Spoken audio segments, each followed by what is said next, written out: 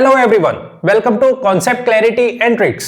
आज हम डिस्कस करने वाले इंडियन पॉलिटी का पहला टॉपिक, जिसका नाम है salient features of the constitution. अगर हमें पॉलिटी को समझना है तो उससे पहले हमें यह समझना होगा कि कॉन्स्टिट्यूशन क्या है और उसके क्या फीचर्स है, ताकि हम पॉलिटी को बहुत अच्छे से समझ पाए। तो इसलिए हम एक एक फीचर को डिटेल से और ध्यान से समझने की कोशिश करेंगे, एग्जाम्पल्स के थ्रू उसको समझने की कोशिश करेंगे। ठीक है, तो ध्यान से देखना है, ध्यान से समझना है, बहुत इंपॉर्टेंट वीडियो है। चलिए शुरू करते हैं। Salient features of the constitution. देखो, अगर हम कॉन्स्टिट्यूशन की बात करें तो इनके लिए कुछ टर्म्स यूज की जाती है, जैसे हम बोलते हैं supreme fundamental law of land, supreme fundamental law of land. ठीक है, वैसे ही हम यूज करते हैं लिविंग डॉक्यूमेंट। कॉन्स्टिट्यूशन है वो एक लिविंग डॉक्यूमेंट है। क्यों है, क्यों है ये सब? तो उसके लिए हमें पहले फीचर्स पता होने चाहिए। जब हम एक एक चीज को जानेंगे तो सारी चीजें हमें क्लियर होंगी और समझ में आएंगी। ठीक है, तो यहां से हम शुरू करते हैं। सबसे पहले कॉन्स्टिट्यूशन के बारे में जो बात होती है वो बोला जाता है कि कॉन्स्टिट्यूशन को हमने बहुत सारे सोर्सेज से ड्रॉ किया है, बहुत सारे सोर्सेज। लाइक हमने दूसरी कंट्रीज के जो कॉन्स्टिट्यूशन है उनको पढ़ा है, उनको देखा है और वहां से हमने हमारा कॉन्स्टिट्यूशन ड्रॉ किया। जैसे मैं आपके सामने एग्जांपल लूं तो हमने यूएस का कॉन्स्टिट्यूशन देखा, हमने यूएसएसआर का कॉन्स्टिट्यूशन देखा, हमने कनाडा का कॉन्स्टिट्यूशन देखा एंड सो बहुत सारी कंट्रीज है, फ्रेंच का, ऑस्ट्रेलिया का, जापान का, बहुत सारे एग्जांपल्स हैं। आगे चल के हम डिस्कशन करेंगे एक एक के बारे में।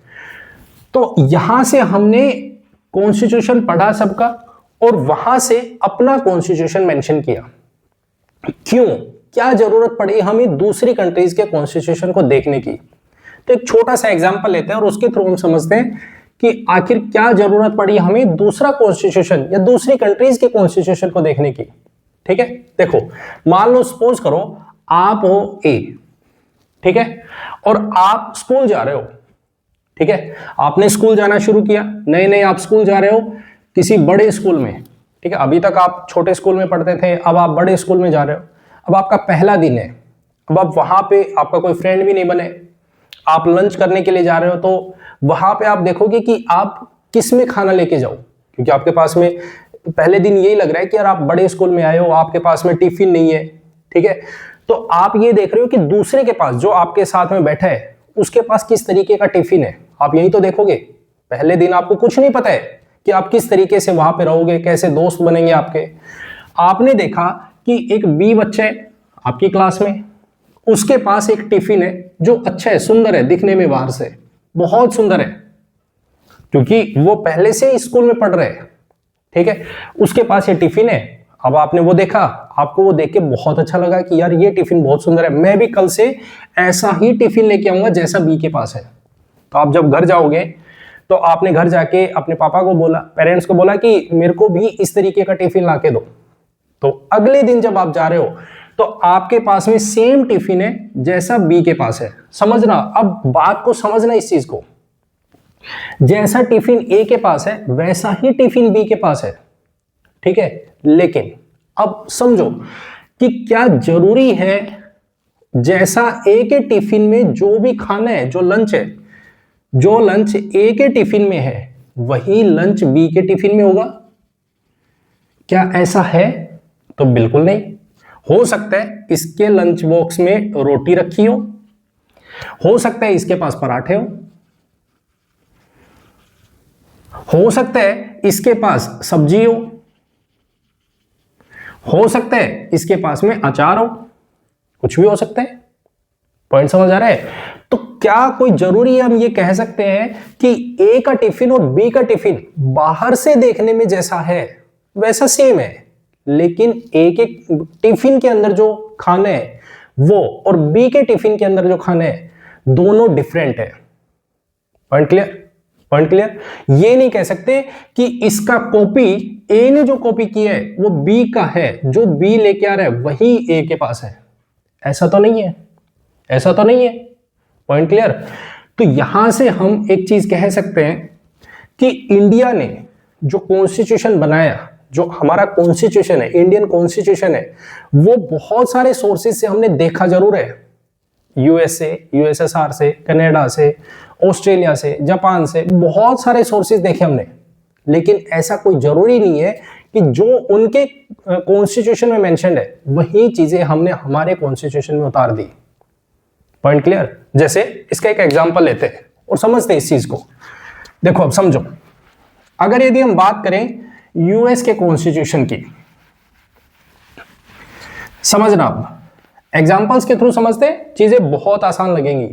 ठीक है, देखो अगर हम यूएस का कॉन्स्टिट्यूशन देखते हैं और इंडिया का कॉन्स्टिट्यूशन देखते हैं, अगर हम इंडियन कॉन्स्टिट्यूशन की बात करें तो उसमें आपने देखा यूएस के कॉन्स्टिट्यूशन में एक टर्म है जिसको हम बोलते हैं फंडामेंटल राइट्स। ये कॉन्सेप्ट हमने यूएस के कॉन्सेप्ट से, यूएस के कॉन्स्टिट्यूशन से उठाया और इंडियन कॉन्स्टिट्यूशन में डाल दिया फंडामेंटल राइट। बहुत बढ़िया, फंडामेंटल राइट डाला। ठीक है, अब यूएस के कॉन्स्टिट्यूशन में है फंडामेंटल राइट्स, इंडिया वाले में भी डाल दिया।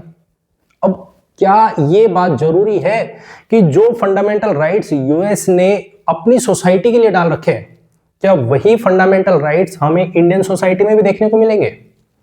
देखते हैं हमारे फंडामेंटल राइट्स में, क्योंकि जो पार्ट 3 में है कॉन्स्टिट्यूशन में, उसमें एक आर्टिकल 17 है जिसका नाम है abolition of untouchability. Abolition of untouchability. ठीक है, ठीक है, ये हमारे कॉन्स्टिट्यूशन में है आर्टिकल 17 की किसी भी तरीके की छुआछूत नहीं होगी। ठीक है, अनटचेबिलिटी अबोलिश की जाएगी। क्लियर है? लेकिन ऐसा कॉन्सेप्ट हमें कहीं भी यूएस के कॉन्स्टिट्यूशन में देखने को नहीं मिलता। जो कॉन्सेप्ट हमने हमारे कॉन्स्टिट्यूशन में डाला है वो कॉन्सेप्ट यूएस के कॉन्स्टिट्यूशन में कहीं भी नहीं है। तो हम कैसे कह सकते हैं कि जो कॉन्स्टिट्यूशन हमने बोरो किया है, ठीक है, हमने ये बात ठीक है कि दूसरे देशों के कॉन्स्टिट्यूशन देखे, तो हम यहां से एक स्टेटमेंट लिख सकते हैं कि कॉन्सेप्ट भले ही सेम हो सकते हैं, कॉन्सेप्ट सेम होगा। यूएस ने फंडामेंटल राइट डाले, बिल्कुल हमने भी यूएस से बोरो किया कि फंडामेंटल राइट्स हमारे कॉन्स्टिट्यूशन में होना चाहिए, तो हमने बोरो किया। लेकिन कंटेंट सेम हो कोई जरूरी नहीं है। कंटेंट सेम होगा नहीं, ऐसा कोई जरूरी नहीं है। Point clear? Point clear. ये हम हमारी सोसाइटी को देखते हुए बनाएंगे। अब यही क्वेश्चन हमारे सामने बहुत बार पूछे जाते हैं कि क्या हमारा कॉन्स्टिट्यूशन बोरोड है। बहुत सारे क्रिटिक्स थे जिन्होंने ये एक तरीके से हम ये कह सकते हैं क्वेश्चन रेज किया। तो बाबा B.R. अम्बेडकर के सामने भी ये क्वेश्चन आया कि हमने हमारा कॉन्स्टिट्यूशन है वो बोरो कर रखा है, बोरो किया हुआ है, बोरो किया हुआ है। तो अब इस चीज को समझते हैं, क्या जरूरत पड़ी हमें दूसरी कंट्रीज के कॉन्स्टिट्यूशन को रीड करने की या पढ़ने की? ठीक है, तो इस पर बाबा B.R. अम्बेडकर इसके ऊपर अपना रिस्पॉन्स देते कि भाई देखो जरूरत क्या पड़ी। समझो, मान लो सपोज करो, मैं आपके सामने एक छोटा सा एग्जांपल लेता हूं, इस चीज को समझते हैं। आप अगर मान लो कोई भी एग्जाम की तैयारी कर रहे हो, जैसे आप यूपीएससी की तैयारी कर रहे हो, आप एसएससी के लिए तैयारी कर रहे हो, आप बैंकिंग की तैयारी कर रहे हो, एंड सो ऑन, बहुत सारे एग्जाम आप इनकी तैयारी करने जा रहे हो। तो आप जब तैयारी करने के अभी फिलहाल आपको कुछ नहीं पता है, आप कॉलेज में हो, आपके दिमाग में आया कि मेरे को तैयारी करनी है, मुझे प्रिपरेशन करनी है। किसकी करनी है? आपने एक एग्जाम सेलेक्ट किया। अब आप क्या करोगे? आप सबसे पहले सिलेबस देखने जाओगे, आप सिलेबस देखने जाओगे, आप दूसरे किसी ऐसे बच्चे से मिलोगे या इंटरव्यू सुनोगे जिसके पास में या जिसने पहले से क्रैक किया हुआ है या वो तैयारी कर रहे हैं, आप उसे जाके मिलोगे, उससे पूछोगे कि भाई बताओ मुझे किस डायरेक्शन में तैयारी करनी चाहिए, कैसे तैयारी करनी चाहिए। आप किसी कोचिंग इंस्टीट्यूट में जाओगे, वहां जाके टीचर्स से डिस्कशन करना शुरू करोगे कि मुझे कैसे तैयारी करनी चाहिए, कहां से शुरू करना चाहिए। ऐसा ही तो करते हैं। क्यों? आपने किसी से उधार थोड़ी ले ली है तैयारी, आप किसी से उधार थोड़ी ले रहे हो। आप क्या देखोगे, सिलेबस देखोगे, उसमें पेपर पैटर्न देखोगे, मतलब प्रीवियस ईयर क्वेश्चन पेपर देखोगे, प्रीवियस ईयर्स 5 साल के 10 साल के क्वेश्चंस देखते हो। क्यों क्यों देख रहे हो? ताकि आपको पता चले कि एग्जाम का पैटर्न क्या है, आपको पता चले कि आप किस लेवल की तैयारी कर सकते हो, कहां तक उसकी कट ऑफ जाती है, क्या जाता है, वो सब तभी तो पता चलेगा जब आप उसके कांटेक्ट में जाओगे, आप देखोगे, मिलोगे, पता करोगे कि किस तरीके का पेपर आता है। Point clear? Point clear? तो जिसने पहले से तैयारी कर रखी है, आपने उसकी तैयारी को छीन थोड़ी ली है, आपने उससे उधार थोड़ी ले लिए कि भाई तेरी थोड़ी सी तैयारी मुझे दे दे, ऐसा थोड़ी किए। वही सेम चीज अगर हम इंडियन कॉन्स्टिट्यूशन की बात करते हैं कि हमने दूसरी कंट्रीज से बोरो किया, बिल्कुल किया। क्यों? क्योंकि कुछ ऐसी कंट्रीज भी हैं जिनको 100 साल हो गए इंडिपेंडेंट हुए और उन्होंने अपना कॉन्स्टिट्यूशन इस्टेब्लिश कर रखा है। हमें भी हमारी कंट्री के लिए कॉन्स्टिट्यूशन चाहिए। अब हमने उनकी कंट्रीज को देखा, ऐसी कंट्रीज को देखो जिनके पास में कॉन्स्टिट्यूशन पहले से है, तो हमने देखा कि उन्होंने क्या क्या ऐसे रूल्स, क्या क्या ऐसे लॉज अपने कॉन्स्टिट्यूशन में डाल रखे हैं जो उनकी सोसाइटी के लिए अच्छे हैं। Point clear? अब ये तो उनकी सोसाइटी के लिए अच्छे रूल्स हैं। अब हो सकता है उन रूल्स में, उन पॉइंट्स में या उन कॉन्स्टिट्यूशन में जो लॉज हैं उनमें कुछ फॉल्ट्स भी हो सकते हैं, कुछ तो फॉल्ट होगा। अब वो फॉल्ट हम देखेंगे और उन फॉल्ट्स में वेरिएशन बनाएं। ठीक है? हो सकता है भैया आप जिससे मिलने गए, जिसकी जो भी तैयारी कर रहे हैं, आप उससे कांटेक्ट में आए, आपने उससे बातें की, तो उसने कहा कि भाई आपको ये बुक पढ़नी चाहिए, आपने देखा कि लक्ष्मीकांत हमें पढ़नी चाहिए, तो आप उसी को पढ़ोगे। अब कोई कह देगा नहीं नहीं कोई भी 12वीं की ना, आप ऐसे ही कोई बुक उठा लो और वो पढ़ लो, ऐसे थोड़ी पढ़ लोगे। कुछ तो फॉल्ट होगा। जो तैयारी कर रहा है पहले से, जिसने 2-3 पेपर दिए, वो बताएगा कि देखो इस तरीके की अगर आप तैयारी करोगे तो उसमें ये प्रॉब्लम आएगी। तो कुछ फॉल्ट्स है, वो फॉल्ट्स आप देखोगे, जानोगे, उनमें आप काम करोगे। ठीक है? अच्छी चीजें वो तो लिख ली, बुरी चीजें उसको आप काम करोगे, उन कमियों को आप हटाओगे और उनको आप यूज करोगे। और तीसरी चीज, आपको कैसा चाहिए, आपका माइंडसेट कैसा है, आपकी सोसाइटी, हमारी जो सोसाइटी है इंडियन सोसाइटी, वो किस तरीके की है, हमें ये सब चीजें देखनी है। और यही रीजन है कि हमने दूसरी कंट्रीज का कॉन्स्टिट्यूशन देखा, उनकी अच्छी बातें देखी, उनके क्या क्या फॉल्ट्स हैं उन पे हमने काम किया, और हमारी जो सोसाइटी है उसको क्या चाहिए, वो सारी चीजें मिला के हमने दूसरी कंट्रीज के कॉन्स्टिट्यूशन पे काम किया है। ये बात बोली किसने? बाबा BR अंबेडकर ने। ठीक है, आप कह रहे हो कि हमने कॉन्स्टिट्यूशन बोरो किए है, आपकी बात मान ली, लेकिन हमने ऐसा नहीं है कि एज इट इज उठाया और उसको रख दिया। हो सकता है कुछ लोग ऐसे भी हों, जैसे मान लो, सपोज करो मैं आपसे एक छोटा सा एग्जांपल लूं, हो सकता है कुछ लोग ऐसे हो जिन्होंने कोई मोतियों की माला ले रखी है, ठीक है, उस माला पे वो ऐसे ही ले रखी है कि वो चिपका रखे है एक दूसरे के साथ में। दूसरी कंट्रीज ने क्या कर रखा है, मोतियों को चिपका रखा है और फिर माला बना रखी है। हमने क्या किया है, उन मोतियों को एक धागे में पिरोया है। बोरोड है लेकिन एक यूनिक कॉन्सेप्ट है, ऐसा नहीं है कि सेम कंटेंट हमने एज इट इज वहां से उठाया और अपने यहां रख लिया। Point clear? तो यहां से हमें चीज जानने को मिलती है कि जो हमारा कॉन्स्टिट्यूशन है वो कॉन्स्टिट्यूशन बहुत सारे सोर्सेज से लिया है। अब ध्यान से समझना, जो लाइन में बोल रहा हूं वो ध्यान से सुनना और समझना। हमारा कॉन्स्टिट्यूशन बहुत सारे सोर्सेज से लिया गया है, पहला पॉइंट, ये आपको पहला फीचर पता होना चाहिए। बहुत सारे सोर्सेज से ड्रॉ किया हुआ है, लेकिन बहुत ही यूनिक है। यूनिक है ये, एक पैचवर्क जो हमने किया है, जो इसको सिया है, जो एक तरीके से हम ये कह सकते हैं कि जो मोतियों के जो मोती है हमने धागे में पिरोए हैं, वो एक एक चुन चुन के पिरोए हैं, तब हमारा कॉन्स्टिट्यूशन जाके बना है। ठीक है, बहुत ही यूनिक कॉन्सेप्ट है। क्लियर एकदम? Point clear. अब कुछ लोग ये कह देते हैं कि इस तरीके से जब हम कॉन्स्टिट्यूशन को देखते हैं कि हमने कॉन्स्टिट्यूशन भी हमारी कंट्री का वो दूसरी कंट्री से बोरो किए है, तो इसका मतलब तो हम एक तरीके से गुलाम हुए उनके। ठीक है, पॉइंट क्लियर। तो हम यहां से अगर बात बोले कि नहीं, क्रिटिसिज्म तो किसी भी लेवल पे हो सकता है, तो क्रिटिक्स ने जब ये बात बोली कि एक तरीके से हम तो गुलाम हुए, तो भाई हम गुलाम नहीं है। ठीक है, बोरोड है, लेकिन ये गुलामी को शो नहीं करता। क्यों?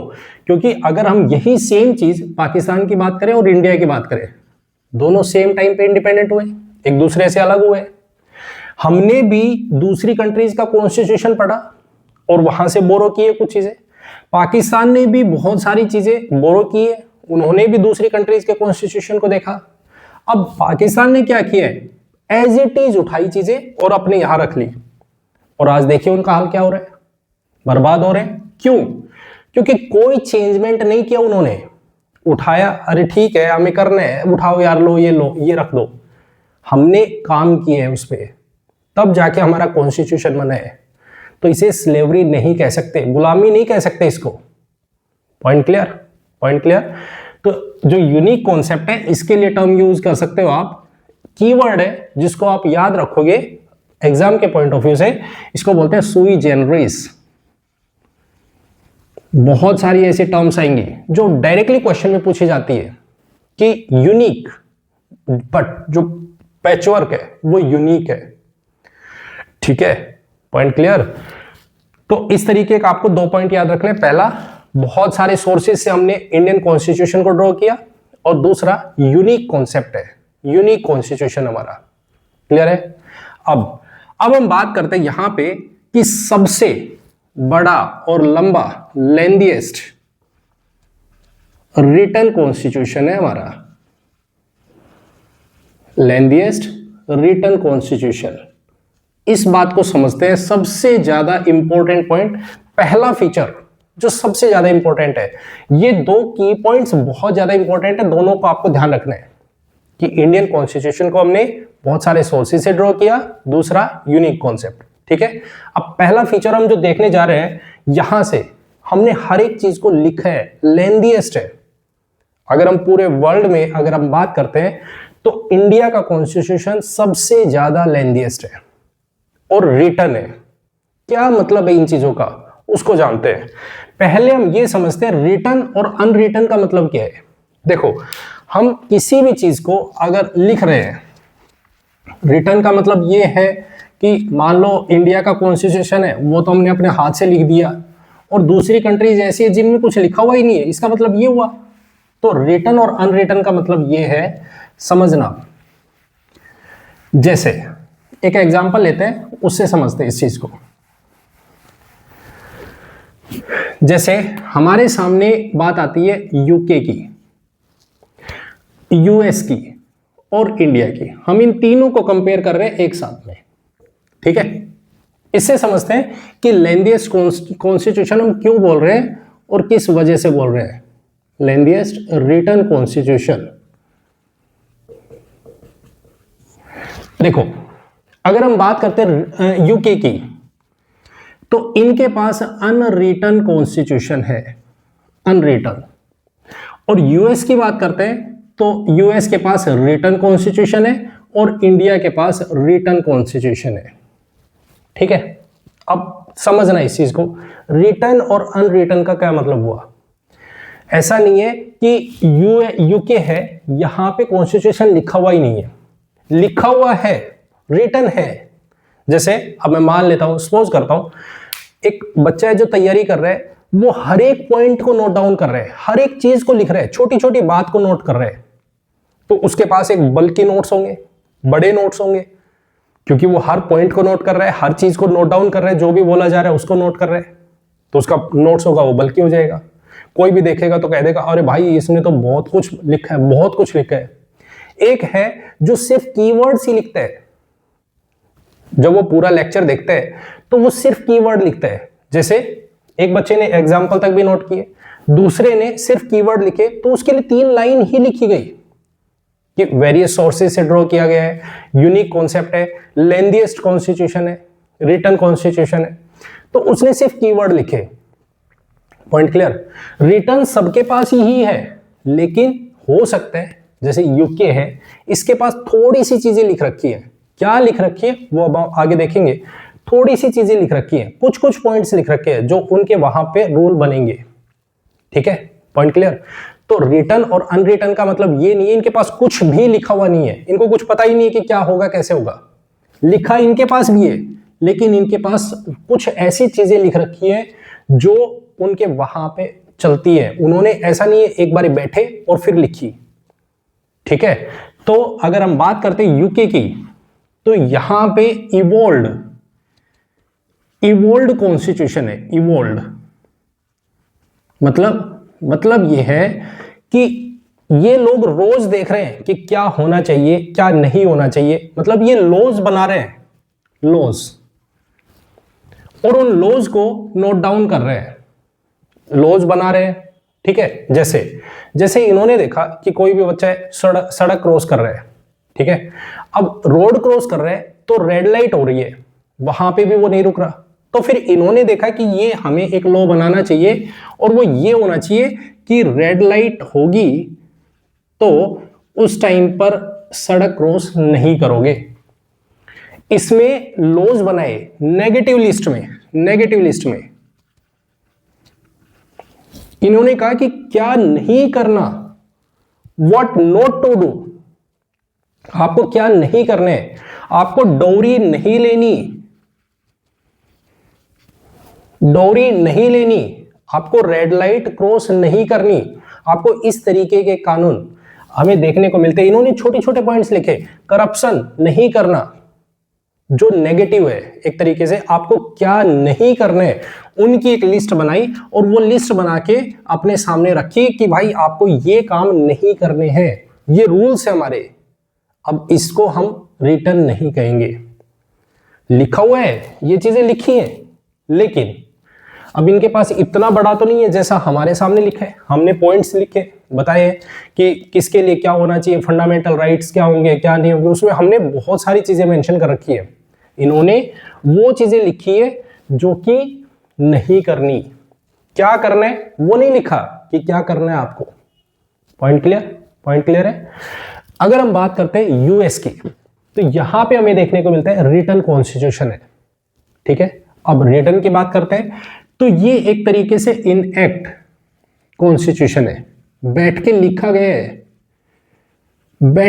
गया है कि हमें लिखना है, हमारा कॉन्स्टिट्यूशन लिखना है। ठीक है, इंडिया का है वो भी इनएक्ट है।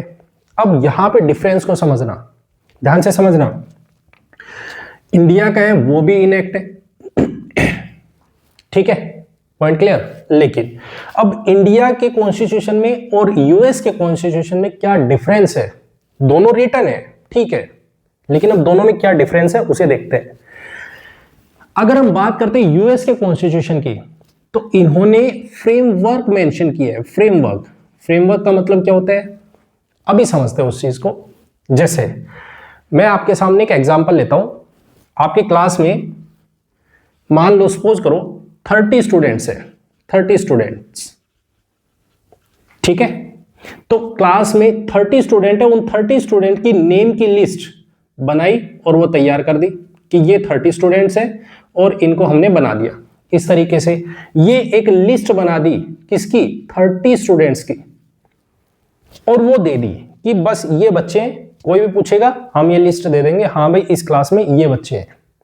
ठीक है, ये एक फ्रेमवर्क है। फ्रेमवर्क सिर्फ बच्चे के नाम लिखा और उसको मेंशन करके दे दिया। ठीक है, लेकिन जब हम इंडिया की बात करते हैं तो यहां पे मान लो सपोज करो यही सेम 30 स्टूडेंट्स हैं, इनको हमने मेंशन कर दिया, इनका नाम लिखा। ठीक है, ऐसा काम तो यहां भी हो रहा है, लेकिन इंडिया में क्या किया, कॉन्स्टिट्यूशन है वो कॉन्स्टिट्यूशन में इस ए बच्चे का, ये जो ए बच्चा है मान लो सपोज करो ये ए है, इसका हमने एड्रेस लिखा, इसका हमने फोन नंबर लिखे, फोन नंबर क्या पिन कोड है, पूरा कंप्लीट एड्रेस लिखा, क्या इसकी फेसबुक आईडी है, क्या इसका व्हाट्सएप नंबर है, क्या इसकी इंस्टाग्राम आईडी है, एंड सो ऑन, पूरी डिटेल हमने इसकी मेंशन की। पॉइंट क्लियर है। इंडिया में कॉन्स्टिट्यूशन रिटन है, लेकिन हमने एक एक डिटेल सोच सोच के, समझ समझ के सब कुछ इसमें नोट डाउन किया। Point clear. जबकि यूएस में क्या है, सिर्फ फ्रेमवर्क है, फ्रेमवर्क कि ये चीजें हैं हमारे पास में। पॉइंट क्लियर है, पॉइंट क्लियर। तो दोनों में डिफरेंस समझ आया कि यूएस में रिटर्न है, इंडिया में भी रिटर्न है, लेकिन यूएस का रिटर्न सिर्फ आउटर बाउंड्री देता है, आउटलाइन देता है हमें कि ये चीजें हैं, बस इतना लिख दिया बहुत है। Point clear, point clear. तो इस तरीके से हम ये देखते हैं कि कैसे यूएस के कॉन्स्टिट्यूशन से इंडियन कॉन्स्टिट्यूशन डिफरेंट है। अब अगला पॉइंट आता है कि आखिर हमारा कॉन्स्टिट्यूशन इतना बड़ा बना कैसे। पॉइंट क्लियर है। तो पहले इस चीज को जानने की कोशिश करते हैं और समझने की कोशिश करते हैं। देखो, अगर इंडियन कॉन्स्टिट्यूशन की बात करें, इंडिया की बात करते हैं, तो अब कुछ रीजन जानते हैं और समझते हैं।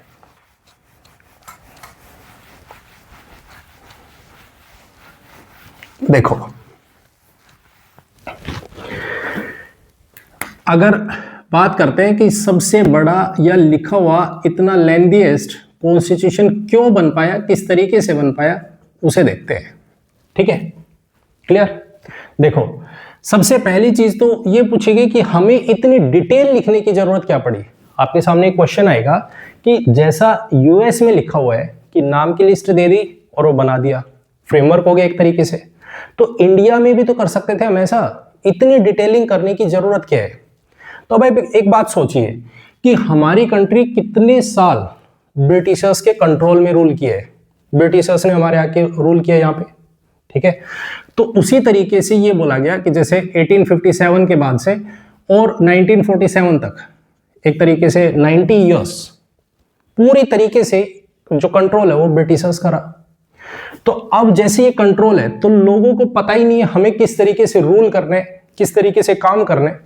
तो कल को लोगों को पता होना चाहिए एक एक रूल कि हम क्या करें, किस तरीके से करें कि दोबारा से हमारे ऊपर कंट्रोल ना हो, या किस तरीके से अपने एडमिनिस्ट्रेशन को गवर्न करें, कैसे हम चलाएं अपने आप को, वो सारी चीजें हमें लिखनी बहुत ज्यादा जरूरी है।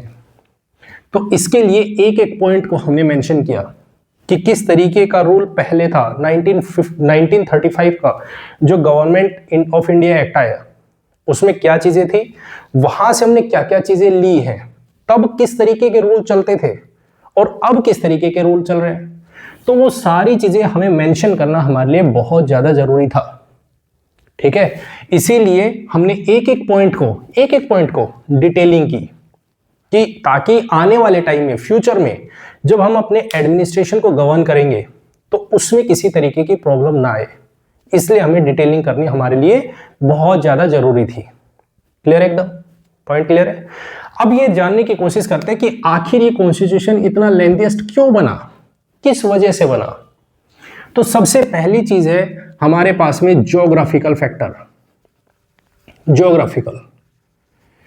और वो क्या, वो ये क्योंकि हमारी ज्योग्राफी वास्ट है, बहुत बड़ी है, जिसमें हमें बहुत सारे रिलीजन देखने को मिलते हैं, बहुत सारे रेस देखने को मिलती है, कास्ट देखने को मिलती है, जेंडर अगर हम बात करें सेक्स के बेस पे तो हमें बहुत सारे मेल फीमेल बच्चों को लेके बहुत सारे कॉन्स्टिट्यूशन में आर्टिकल्स देखने को मिलते हैं। ठीक है, लैंग्वेज देखने को मिलती है, कम्युनिटी देखने को मिलती है, एंड सो ऑन। ठीक है, तो बहुत वास्ट है हमारा जो ज्योग्राफिकल एक्सपेंशन है, जो एक्सपेंस है वो बहुत वास्ट है। Point clear. तो हमें सबके लिए अलग अलग चीजें लिखनी बहुत ज्यादा जरूरी है कि किस रिलीजन को क्या प्रोवाइड करना है। फंडामेंटल राइट्स में रिलीजन के बेस पे हमने अलग अलग फंडामेंटल राइट मेंशन किए कि स्टेट क्या कर सकता है, इंडिविजुअल क्या कर सकते हैं। तो वो सारी चीजें हमने यहाँ पे मेंशन की कि कल को किसी भी तरीके की प्रॉब्लम ना आ पाए। क्लियर, पहला पॉइंट क्लियर। दूसरा पॉइंट अगर हम बात करते हैं, सेकंड पॉइंट, अब हमारी कंट्री को अगर हम डिवाइड करते हैं तो वहां हम देखें तो सबसे ऊपर तो हमारी पूरी कंट्री है, और यहाँ पे कंट्री को हम अगर हम डिफाइन करने की कोशिश करें तो ये सेंटर हो गया एक तरीके से, और कंट्री में डिवीजन करते हैं तो फिर स्टेट्स बनते हैं। तो सेंटर और स्टेट दो चीजें पूरी कंट्री के लिए हमारा एक ही कॉन्स्टिट्यूशन है, सिंगल कॉन्स्टिट्यूशन पूरी कंट्री के लिए,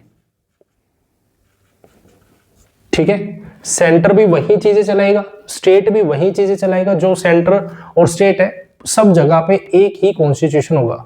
अगर हम यूएस से कंपैरिजन करें, यूएस के साथ में इंडिया का, क्योंकि दोनों जगह पे रिटन कॉन्स्टिट्यूशन है तो इनके साथ कंपैरिजन करते हैं। यूएस में क्या है कि सेंटर का कॉन्स्टिट्यूशन अलग है और स्टेट्स का कॉन्स्टिट्यूशन अलग है। मतलब यूएस में दो कॉन्स्टिट्यूशन चलते हैं, सेंटर अपना कॉन्स्टिट्यूशन अलग चलाएगा और स्टेट्स अपना कॉन्स्टिट्यूशन अलग चलाते हैं। जैसे हम बात करें डोनाल्ड ट्रंप है, वो जो भी कॉन्स्टिट्यूशन देखेंगे वो सेंटर वाला कॉन्स्टिट्यूशन देख के अपने आप को गवर्न करेंगे। वहां पे कहीं भी स्टेट्स में किस तरीके का काम करना है, क्या करना है, स्टेट क्या बोलेंगे, कुछ भी नहीं लिखा हुआ। वहां पे सब कुछ क्या लिखा है, सेंटर अलग अपना कॉन्स्टिट्यूशन देखेगा, स्टेट्स अपने कॉन्स्टिट्यूशन को अलग देखेंगे। Point clear. लेकिन जब हम बात करते हैं इंडिया की, तो यहां पे सेंटर और स्टेट दोनों एक ही कॉन्स्टिट्यूशन यूज करेंगे। ऐसा नहीं है कि हरियाणा का कॉन्स्टिट्यूशन अलग है और सेंटर का कॉन्स्टिट्यूशन अलग है, एमपी का कॉन्स्टिट्यूशन अलग है, हरियाणा का कॉन्स्टिट्यूशन अलग है, नहीं, सब एक ही यूज करेंगे, ठीक है। तो इसके लिए सारे के सारे स्टेट्स को इंक्लूड करना, उनके रिलेटेड प्रोविजंस डालना, ट्राइब्स को ध्यान में रखना, वो सारी चीजें हमारे पास में कहां से आती है, कॉन्स्टिट्यूशन में। सब की सब चीजें हमने किस में डाली है, कॉन्स्टिट्यूशन में। Point clear. इसलिए हमारा दूसरा कॉन्सेप्ट है, पहला ज्योग्राफिकल फैक्टर, दूसरा सिंगल कॉन्स्टिट्यूशन होना। क्लियर एकदम। तीसरा पॉइंट बात करते हैं सेंटर और स्टेट से रिलेटेड। अगर हम बात करें फेडरलिज्म की, फेडरलिज्म, तो अब तीसरा फैक्टर आता है ये। फेडरलिज्म क्या है, फेडरलिज्म सेंटर और स्टेट, सेंटर हो गया और स्टेट हो गया, दोनों के बीच में जो कोऑर्डिनेशन है उसको देखना। सेंटर का स्टेट के साथ में कितनी पावर सेंटर को देनी है, कितनी पावर स्टेट को देनी है, वो सारी चीजें इनसे रिलेटेड। हो सकता है कभी ऐसा भी हो जाए कि सेंटर का स्टेट के साथ में किसी मैटर पर डिस्प्यूट हो जाए, ठीक है, इनसे रिलेटेड डिस्प्यूट हो गया।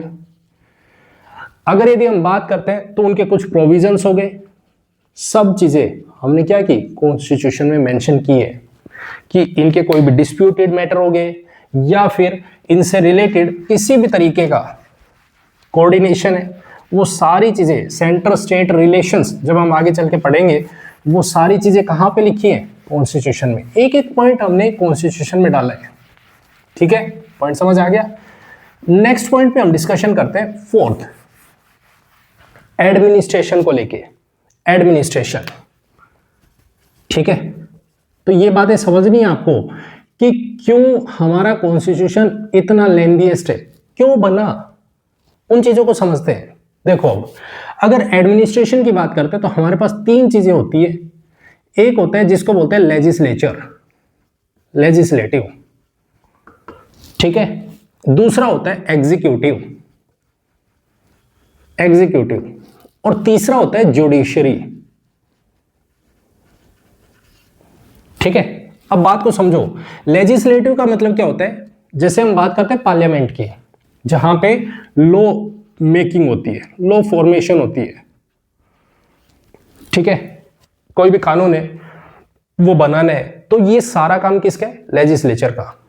कानून बनाएगा, ठीक है, वो तैयार करके देते हैं कि ये कानून है, हमने तैयार कर दिए है, अब उसको इंप्लीमेंट करना है ग्राउंड लेवल पे, तो वो करता है एग्जीक्यूटिव। एग्जीक्यूटिव क्या करता है, लॉ को इंप्लीमेंट करते हैं वो, ठीक है, पॉइंट क्लियर। और जुडिशरी क्या करता है कि जो भी लॉ हमने बनाया है वो किसी भी तरीके से स्टेट किसी भी तरीके का वायलेशन ना करे, ठीक है, तो ये चेक करते हैं एक तरीके से कि जो रूल और लॉ जो बने हैं वो सही है या नहीं है। Point clear. तो अगर हम बात करते हैं यूएस की, यूके की, यूएस, यूके और इंडिया, इन तीनों की कंपैरिजन करते हैं। ठीक है, तो लेजिस्लेचर जहां पे लॉ मेकिंग की जाती है, ठीक है, तो ये यूके में सुप्रीम है। यूके में पार्लियामेंट सुप्रीम होती है। अगर हम यूनाइटेड किंगडम की बात करते हैं तो वहां पे हमें पार्लियामेंट, ब्रिटिश पार्लियामेंट सुप्रीम नजर आती है। ठीक है, पॉइंट क्लियर? पॉइंट क्लियर एकदम, कि उन्होंने जो रूल बना दिया, जो लॉ बना दिया, वो फाइनल है, उसके ऊपर कोई नहीं जा सकता। अगर हम यूएस की बात करते हैं तो यूएस में जुडिशरी सुप्रीम है। जो जुडिशरी ने बोल दिया वो फाइनल है, वहां पे लेजिस्लेचर सुप्रीम नहीं है, वहां पे सुप्रीम कौन है? जुडिशरी। ठीक है, लेकिन इंडिया की बात करते हैं हम, क्या इंडिया में एग्जीक्यूटिव सुप्रीम है? फिर नहीं, इंडिया में कोई भी सुप्रीम नहीं है, तीनों बराबर है, तीनों अपने लेवल पे काम करेंगे, तीनों के तीनों। हमने एक एक पॉइंट डाला उसमें कि जुडिशरी का क्या काम होगा, लेजिस्लेचर का क्या काम होगा, एग्जीक्यूटिव का क्या काम होगा, तीनों के तीनों क्या काम करेंगे, सारी चीजें कॉन्स्टिट्यूशन के बेस्ड है।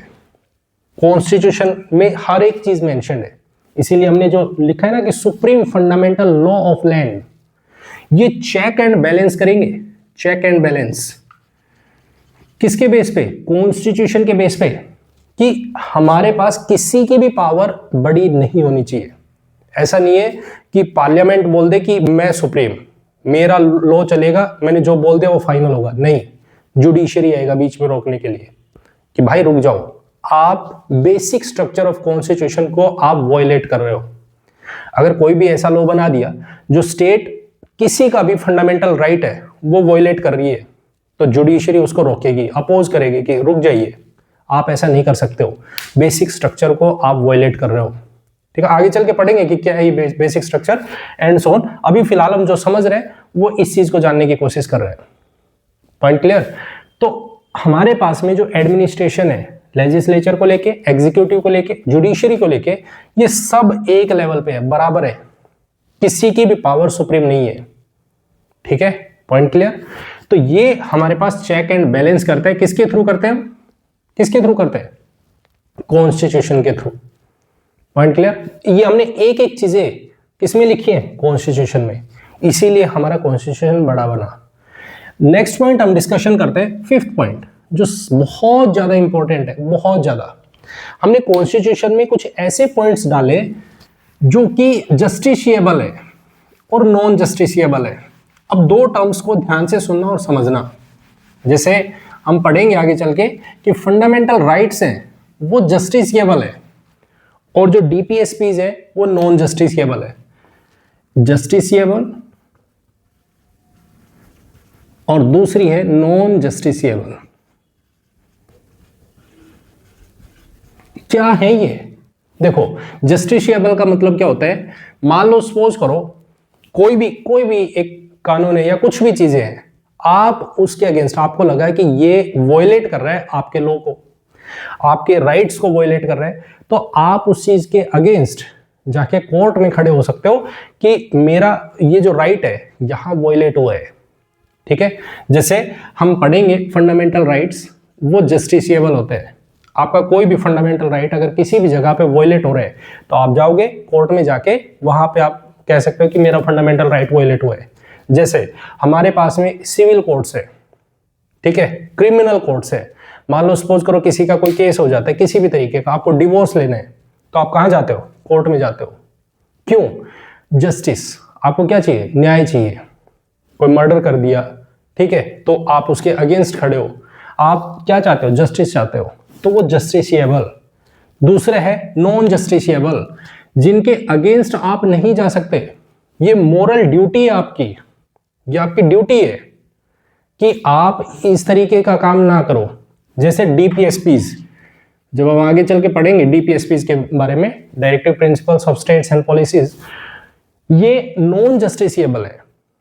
आप फंडामेंटल ड्यूटीज, इनके अगेंस्ट आप कोर्ट में नहीं जा सकते हो कि मेरा डीपीएसपी वॉयलेट हुआ है। कहां वॉयलेट हुआ भाई? ये ड्यूटी है। फंडामेंटल ड्यूटी आपकी, मेरे को तो फंडामेंटल ड्यूटी है वो मेरी वायलेट हुई है, नहीं, ये क्या है, नॉन जस्टिसेबल। Point clear.